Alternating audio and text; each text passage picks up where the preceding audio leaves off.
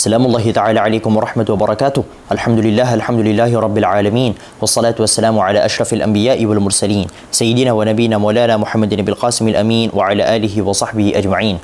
Subhanaka la ilma lana illa ma 'allamtana innaka antal alimul hakim. Qala al mu'allif rahimahullahu ta'ala wa nafa'ana bihi wa bi'ulumihi fid darin amin. Faslun fi wajibati tawaf. Fasal dalam pembahasan mengenai wajib-wajibnya tawaf. Sebelum saya masuk ke bab ini, karena nanti seperti ini butuh penggambaran teman-teman sekalian, kita butuh dengan gambar Ka'bah. Ini anggap aja denah Ka'bah. Bisa dibikin lurus gak sih? Kayaknya di iPad nih bisa deh. Dibikin kotak gitu. Ada ya? Oh nih. Nah ini. Nah. Kalau gini kan bagus. Nggak kayak gambar kamu tuh jelek. Makanya belajar banyak nih sama saya. Saya itu merupakan sesepuh penggambaran.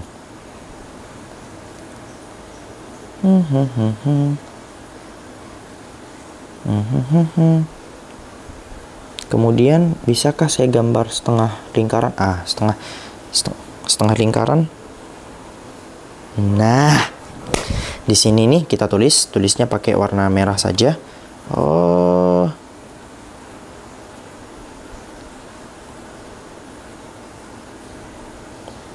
Tulisnya dengan warna merah. Sorry.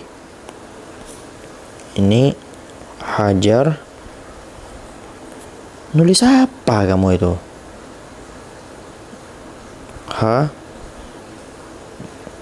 Aswad. Oke.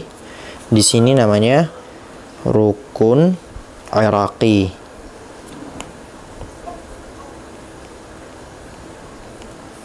Di sini pintu Ka'bah. Kemudian di sini namanya Rukun Syami. Di sini namanya Rukun Yamani. Ini namanya Hijar Ismail. Oke.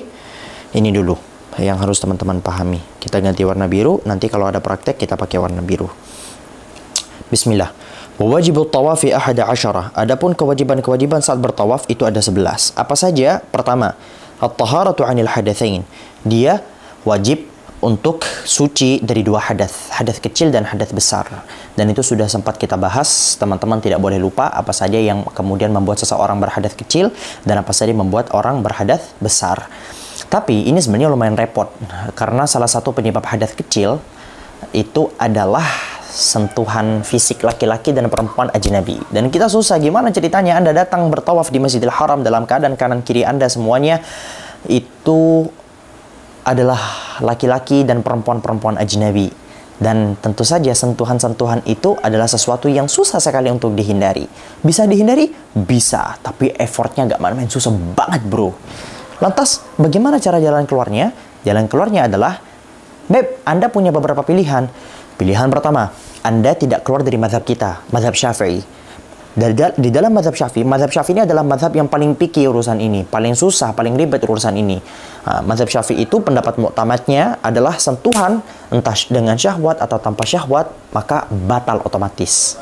Tapi kita punya mazhab kedua, kita punya pendapat kedua, yaitu ulama yang membedakan antara lamis dan malmus. Lamis orang yang menyentuh, malmus orang yang tersentuh.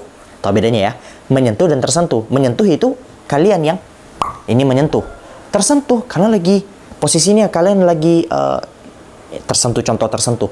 Kalian pengen bayar, tiba-tiba mbak-mbak kasirnya ketika nyandorin duit kena ke tangan kalian. Kalian itu kan tersentuh. Nah, mazhab kedua dalam mazhab Imam Syafi'i adalah yang membatalkan lamis saja, tapi tidak membatalkan malmus. Jadi dalam posisi haji Anda bisa saja tersentuh. Nah, tersentuh menurut mazhab kedua, mazhab Imam Syafi'i itu tidak membatalkan wudu. Atau kalau kalian masih merasa itu ribet, boleh juga untuk taklid terhadap mazhab lain. Karena di dalam mazhab lain ada ulama yang menganggap, saya lupa pecahannya by the way, ada ulama yang menganggap bahwasannya mau menyentuh dengan cara apapun tetap tidak batal. Yang batal kapan? Ketika berjima. Ada ulama yang bilang menyentuh saja tidak batal. Syarat batalnya kapan? Ketika bersyahwat. Kalau tak bersyahwat, tak batal. Begitu. Boleh taklid terhadap mazhab lain dalam urusan ini. Jadi harus suci dari hadas kecil dan hadas besar. Entah dengan wudhu atau mandi besar, atau kalau gak ada air, ya dengan tayammum. Wa 'anil najasati fi thawbihi wa badanihi, dan dengan najis, dan suci pula dari apa? Dari najis. Najis yang bagaimana? Najis yang tidak dimakfu, begitu. Fi thawbihi, pada pakaiannya, wa badanihi, dan pada tubuhnya. Kalau semisal terkena najis, bagaimana? Najis yang tidak dimakfu, maka dia harus kembali ke tempat dari awal dia terkena najis. Tidak harus mengulang dari awal. Jadi contoh nih, kan mulainya itu kita pakai biru, kan mulainya itu harusnya dari Hajar Aswad nih, ya. Nah, orang yang memulai lagi dari Hajar Aswad, andai kata dia batal sini, memulai lagi dari Hajar Aswad, maka itu disebut sebagai istinaf. Istinaf artinya mulai dari awal. Nah, andai kata teman-teman sudah sampai di sini, ya, tiba-tiba teman-teman kejatuhan cicak, jangan cicak, teman-teman kejatuhan bangkai anjing. Tiba-tiba kalian bawa, loh apa kok begini? Tiba-tiba kalian bawa bangkai anjing di sini, ya, di sini, dan kalian sudah berjalan sampai di sini, oke? Maka wajib bagi kalian untuk mundur kembali ke sini. Harus mulai dari sini lagi, karena kalian sudah membawa najis dari posisi sini ke sini. Walaupun ini susah, apalagi ketika crowded, ya, ketika crowded teman-teman susah. Sehingga bagaimana solusinya? Ya udah, nah, sampai kalian muter, ini tidak terhitung sebagai hitungan baru. Ini baru ketika sampai di sini, mulai lagi sampai di sini. Begitu teman-teman. Susah memang untuk balik ke belakang, sehingga tidak lagi terhitung sampai nanti di sana. Begitu teman-teman ya. Kemudian wajib sucinya di mana lagi? Wa matafihi, dan tempat tawafnya. Namun apabila seperti kotoran burung, ini sih yang paling memungkinkan, kotoran burung. Tapi andai kata najisnya tadi itu najis yang tidak kering, yang kering, dan ternyata memang susah sekali untuk dihindari, ya sudah, itu nanti akan dimakfu. Wasatrul aurati, dan menutup aurat, itu merupakan sebuah kewajiban juga. Terus kalau semisal ternyata tersingkap, bagaimana? Tersingkap ya sama kasusnya seperti misalnya kita pakai di posisi lain, teman-teman tersingkap auratnya di sini dan kalian sudah terlanjur berjalan sampai di sini, maka wajib bagi kalian untuk kembali lagi ke sini, mundur ke sini lagi. Tapi kan susah, ya sudah, karena crowded yang tidak ketulungan, kalian kembali lagi ke sini, muter gitu.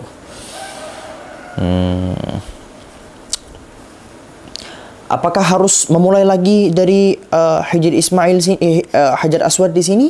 Tidak, tapi disunahkan untuk memulai kembali. Tapi kalau misal kalian mager untuk kembali lagi, untuk mulai lagi dari awal, mulai lagi dari hitungan pertama, maka itu yang disunahkan. Wabad'u tawafi bil hajaril aswad wal intiha'u bihi. Dan mulai bertawaf dimulai dari mana? Dimulai dari Hajar Aswad dan mengakhirinya pula dari Hajar Aswad. Nah, ini dia Hajar Aswad teman-teman ya. Ini dia adalah Hajar Aswad. Jadi teman-teman harus mulai dari sini. Dan nanti ini kan muter nih kalian nih, muter 1 sampai ke 7 harus berakhirnya di Hajar Aswad. Jadi dilebihin dikit harusnya untuk pengakhiran. Untuk mengawali justru jangan sampai melewati gitu. Biasanya di sini tuh ada lampu hijau teman-teman. Nanti kalian coba deh umroh, nanti kalian tahu. Di sini tuh ada lampu hijau. Ini Hajar Aswad nih. Di sini ada lampu hijau. Patokannya hijau kanan tuh. Insyaallah nanti ya. Mungkin sebagian teman-teman yang belum pernah umroh belum ada gambaran. But that's okay. Belajar dulu umrohnya kapan-kapan. Hajinya kapan-kapan. Wa niyatuhu in istaqalla. Dan berniat tawaf, andai kata tawafnya tadi itu adalah tawaf mandiri. Apa disebut sebagai tawaf mandiri? Tawaf ketika teman-teman ingin melakukan tawaf sunnah sendirian gitu maksudnya. Gimana sih cara jelas? Dalam artian tawafnya tadi itu tidak include bersama dengan ibadah-ibadah yang lain seperti haji atau umroh. Karena kalau semisal tawafnya tadi itu merupakan bagian dari haji atau umroh, ya teman-teman tidak perlu untuk kembali mengulang niat karena niatnya sudah terinclude dengan haji dan umroh tadi. Namun andai kata teman-teman ingin melakukan tawaf sunnah contohnya, maka kalian harus untuk niat. Wa muhadzatuhu lil hajari aw ba'dihi 'inda niyati in wajabat. Dan harus sejajar seluruh tubuhnya dengan hajar aswad atau sebagian dari tubuhnya pada saat berniat. Nah, ada hubungannya lagi dengan niat yang di sini teman-teman. In wajabat, apabila niatnya tadi itu menjadi wajib. Kapan niatnya menjadi wajib? Ketika istaqalla, ketika tawafnya tadi itu adalah tawaf yang mandiri, tawaf yang tidak include bersama dengan ibadah yang lain. Yang dianjurkannya bagaimana biar teman-teman bisa memenuhi syarat ini dan gak ribet? Jadi niatnya tadi itu harus dilakukan sebelum hajar aswad. Ya, hajar aswad kan di sini nih. Ya, kalian niatnya di sini nih. Itu sebelum lampu hijau. Lanjut. Wa ja'lul baiti 'an yasarihi fi jami'i tawafihi marran tilqa'a wajhihi. Dan wajib untuk menjadikan Baitullah, menjadikan Ka'bah berada di posisi kirinya. Kapan? Fi jami'i tawafihi, pada seluruh tawafnya. Jadi seluruh tawafnya yang berjumlah 7 tadi itu, teman-teman harus menjadikan Ka'bah itu posisinya ada di kiri. Marran tilqa'a wajhihi, dalam keadaan teman-teman berjalan ke arah depan. Dalam keadaan teman-teman berjalan ke arah depan.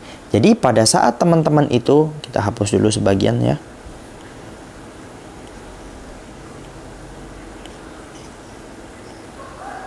Biar teman-teman gak bingung dengan gambar ini. Oke. Jadi posisi teman-teman saat mulai dari hajar aswad ini harus berjalan ke depan ini dalam keadaan kita gambar. Ya Allah, nyesel saya barusan bilang gambar. Harusnya saya gak ngomong gambar. Oke, karena saya barusan sudah ngomong gambar. Nah, gini nih. Jadi posisi Ka'bah ini harus berada di kirinya. Andai kata dia itu tiba-tiba sok ngide banget gitu, Ka'bahnya berada di posisi kanan dengan cara apa?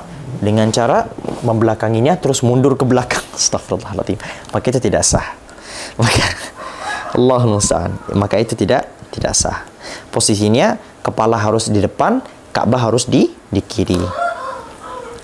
Wa kaunuhu kharijan bi kulli badanihi wa thawbihi al-mutaharriki bi harakatihi 'anil baiti wal hijri wa syadharwan. Dan keadaan orang tadi itu ya harus berada di luar dari mana nanti kita akan bahas. Pokoknya keluar seluruh tubuhnya dan seluruh pakaian yang bergerak bersama dengan dirinya. Ini sama seperti kasus yang sempat kita bahas kemarin mengenai syarat sujud. Silakan cross check kembali bab di sana. Seluruh tubuhnya dan seluruh pakaiannya itu harus keluar dari mana? Harus keluar dari Ka'bah. Jadi gak boleh sebagian dari tubuhnya itu berada di Ka'bah. Nah, salah satu di antara bagian Ka'bah yang orang itu banyak lupa adalah Hijr Ismail. Jadi, andai kata teman-teman muter di dalam, itu gak boleh teman-teman. Muternya harus di luar dari Hijr Ismail. Harus di luar dari Hijr Ismail. Kenapa? Karena Hijr Ismail masih merupakan bagian dari Ka'bah. Gak boleh teman-teman muter di dalam. Harus berada di luar seluruh tubuhnya. Sebagian badannya gak boleh. Seluruh tubuhnya, apa saja yang harus berada di luar? Pertama, Ka'bah. Atau Hijr Ismail, atau Syadharwan. Apa itu Syadharwan? Jadi nanti ketika teman-teman umroh ya atau haji di Ka'bah, kalian akan melihat ada sebagian kecil nih dari bagian-bagian di samping tembok kecil gitu yang nempel di Ka'bah. Kita coba tulis ya di Google nih, Syadharwan. Oke. Bismillah. Nah, ini nih. Nah, jadi tubuh kalian itu, ini Ka'bah nih. Ini mana gambar. Jadi nih, ini kan Ka'bah nih. Ini kan Ka'bah nih. Putih-putih itu.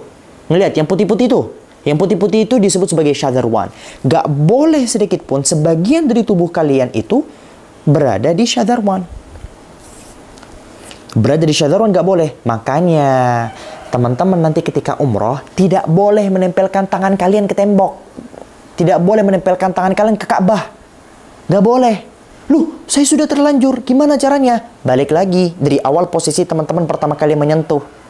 Karena dari sini sampai ke sini, maka tawaf kalian tidak terhitung. maka harus balik lagi ke belakang dari posisi itu. Tapi kan tidak memungkinkan, crowded, didorong-dorong sama jamaah. Ya udah, balik lagi muter sampai nyampe ke barusan itu, teman-teman hitungannya dimulai lagi dari situ. Kan gak usah sok ngide, pakai nyentuh-nyentuh Ka'bah segala. Wa kaunuhu, dan orang tadi itu harus berada di mana? Tawafnya, wa kaunu tawafi, dan tawafnya tadi harus dilakukan di mana? Dakhilal masjid, di dalam masjid. Masjid yang bagaimana? Ya, seluruh masjid itu. Walaupun masjidnya merupakan masjid hasil pelebaran. Bukan masjid yang berada di zaman Rasulullah, masjid hasil pelebaran. Dengan catatan, pelebaran masjid tidak melebihi tanah haram. Wa kaunuhu sab'an yaqinan, dan tawaf tadi itu harus berjumlah 7 yaqinan, dalam keadaan yakin. Kalau ragu gimana? Ketika teman-teman sudah melakukan tawaf, tiba-tiba kalian ragu, ini sudah ketiga apa keempat? Nah, gini, ragu tentang jumlah tawaf itu dibagi menjadi 2. Pertama, ragu pada saat sedang melakukan tawaf. Yang kedua, ragu ketika selesai melakukan tawaf.